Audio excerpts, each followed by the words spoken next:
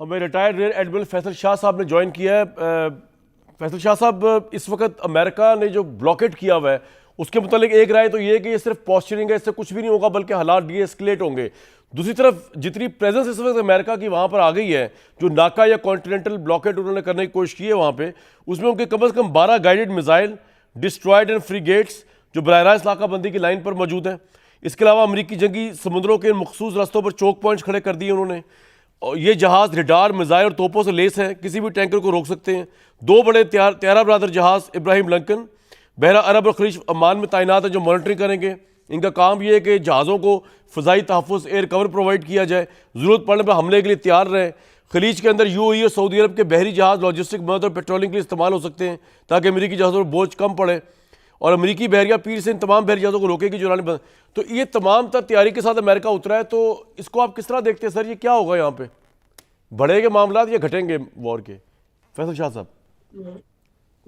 कमरान साहब, मुझे आपकी आवाज़ सही तरह से नहीं आई है, मैं सवाल नहीं समझ सका हूँ। आपका बहुत शुक्रिया मुझे प्रोग्राम में लेने का, लेकिन अगर सर आप मुझे सुन पा रहे हैं तो मैं ये बता सकता हूँ कि जी ब्लॉकेट टेक्निकली क्या है जी और ये क्यों लगाया गया और किस तरह से लगाया जाएगा। जी कमरान साहब, जो ब्लॉकेट है ये नेवल इस्तिलाह में ये एक्ट ऑफ वॉर है। अच्छा यानी अगर आप ब्लॉकेट लगाने का ऐलान कर रहे हैं तो इसका ये मतलब है कि आप अपने फरीक को ये बता रहे हैं कि तुम्हारे खिलाफ मैंने जंग का आगाज कर दिया है। ठीक। ब्लॉकेट होता क्या है? ये टेक्निकली एक ऐसा इकदाम होता है आपके अपने फरीक के खिलाफ कि आप एक इलाके पे, पानी के इलाके पे कंट्रोल हासिल कर लेते हैं और वहां से कोई भी शिप्स जो किसी भी नेशनलिटी का हो, बेशक आपके जो फरीक है। और इनको आप बड़ी इंटरेस्टिंग बात बता रहे हैं, इनको टेलीफोन लाइन पे ले लें जनाब एडमिरल साहब को। एक्ट ऑफ वॉर है आपने ये बताया। शमशाद साहब, क्विकली मैं आपकी तरफ आता हूँ सर। आप कह रहे हैं तीसरी आलमी जंग होगी इस ब्लॉकेट से, लेकिन मोहम्मद अली साहब कह रहे हैं कि ये डीएस्केलेट होगा, सिर्फ पॉस्चरिंग है।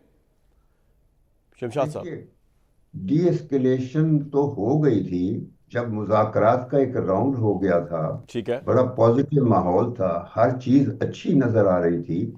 That in itself was D escalation. बदकिस्मती ये है कि वो डी एस्केलेशन तो एक तरफ छोड़ दीजिए, ट्रंप का इन बातों से ताल्लुक नहीं है, बिकॉज ही डजंट थिंक कि वो क्या कह रहा है, क्या कर रहा है।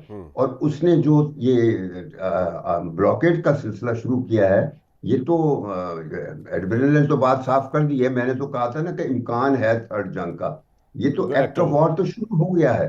तो इस वजह से अब तो ये देखना है कि इस एक्ट ऑफ वॉर को किस तरीके से रोकना है। वो सारी हमारी कोशिश जो थी सीज फायर वाली, वो खत्म कर दी इस बंदे ने।